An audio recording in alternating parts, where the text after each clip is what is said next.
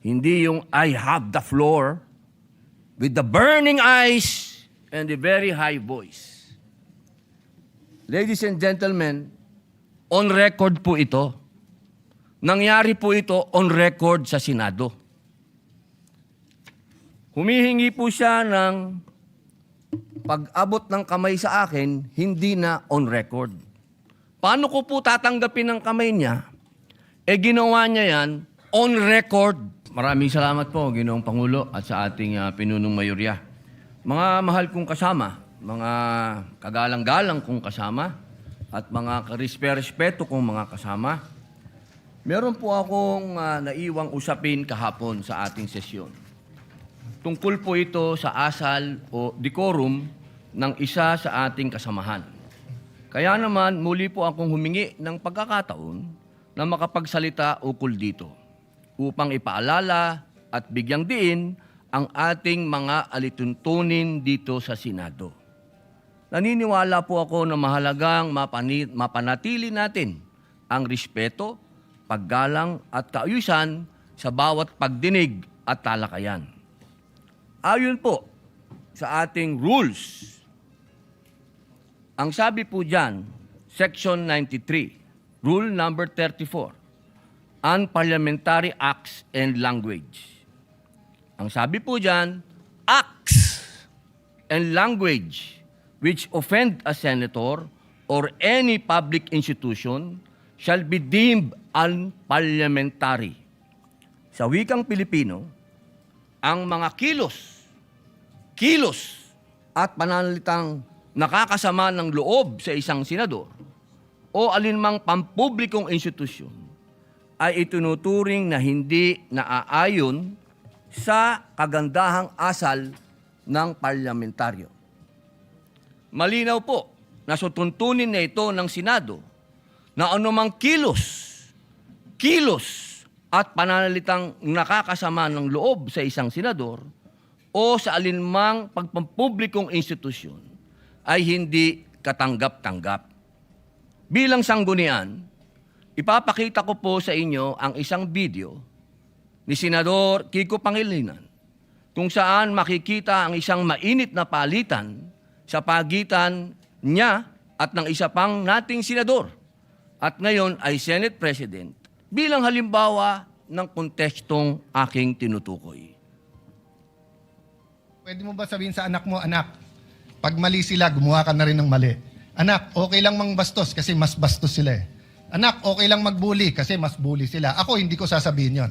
Ako, sasabihin ko, At hindi yun ang sinasabi. hindi, yun ang sinasabi mo, Mr. President, and I'm No, not yet Mr. finished. President. Kasi Of course you said, tama We si beg to Tariela. disagree, Mr. Mr. President, I'm not yet finished. No? Well, we beg to So, disagree. Mr. President, this is the question. The resolution, Ayun po, nakita po natin na napakagandang halimbawa na ilang beses pong gustong magsalita ni Senator Kiko Pangilinan na hindi dumaan sa tamang procedure na hindi binanggit ang Mr. President. Pumapasok po siya sa usapan, ngunit naging magalang ang Senator Alan Peter Cayetano sa mabuting pananalita. Sinabi po niyang, I'm not finished. Kahapon po, nakita po natin ang pangbubulyaw ng ating kasama. Ang sabi po nila, tayo daw po ay balat sibuyas. Hindi po yan pagiging balat sibuyas. Ito po ay nasa rules of the Senate.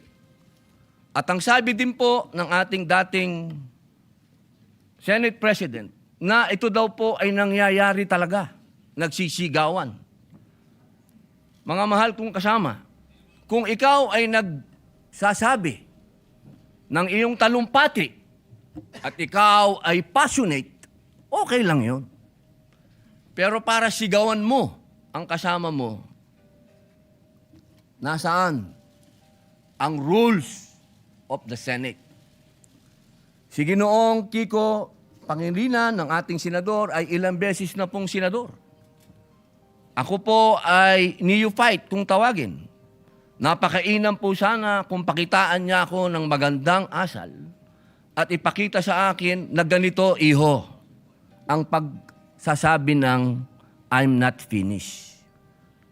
Hindi yung I have the floor with the burning eyes and the very high voice. Ladies and gentlemen, on record po ito. Nangyari po ito on record sa Senado. Humihingi po siya ng pag-abot ng kamay sa akin, hindi na on record. Paano ko po tatanggapin ng kamay niya? Ginawa niya yan on record. Kaya sana po, hinihingi po natin bilang pakikiisa sa aking dasal, na siya ay, kung siya talaga ay nais niyang mag-abot ng kamay, on record. Sabihin niya mismo sa plenaryo na siya ay nagkamali. Katulad po ng ginawa ni Senator Lacson na tumayo kanina at nagsabing siya ay nagkamali. Hindi po ito usapin ng lalabas tayo sa media at sasabihin mong balat sibuyas ako. Di tapon na natin itong rules of the Senate. Tapon na natin to. Di pa natin pala susundin eh.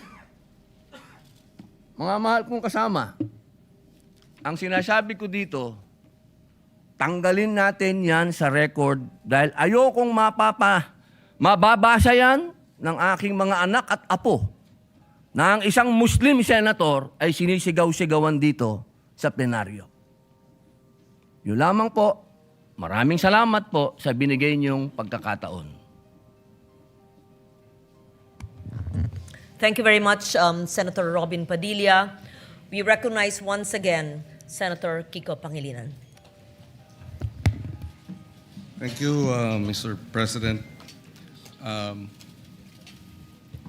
Mr. President, ang suggestion ko ay dahil napanood ko kagabi sa balita na nais pong magsampa ng ethics case laban sa atin na si Senator Robin Padilla.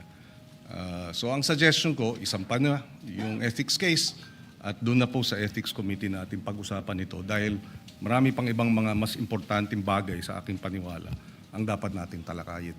Maraming salamat po. For the record, Mr. President. Thank you very much, Senator Pangilinan. We recognize Senator Padilla once again. Wala na po siguro mas importante kung rules of the Senate ang pinag-uusapan natin. So, ang ibig pong sabihin ba niya na hindi kayang mahumingi ng paumanhin ng isang veteran senator? Para sa kanyang pagtaas ng boses? Yun po ba? Nakikita ko po ang matamis na ngiti ni Senator Kiko Pangilinan. Napakahirap po bang sabihin nun? At kailangan pa natin umabot sa ethics? May I suspend session first?